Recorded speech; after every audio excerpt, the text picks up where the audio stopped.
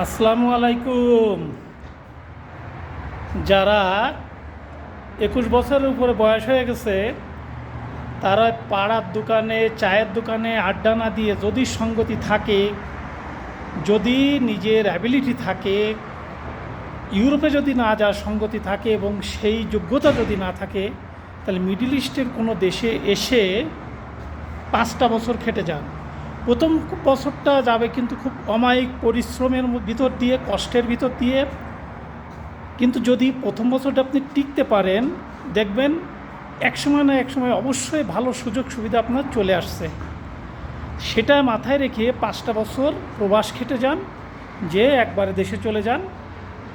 এবং যদি কোনো নেশা না থাকে, যদি প্রবাসে এসে নেশায় পড়ে যান, রঙিন জালে যদি জড়ায় যান, তারপরে যদি কোনো অতিরিক্ত অন্য অন্য নেশা থাকে, তাইলে ভাই আসেন না।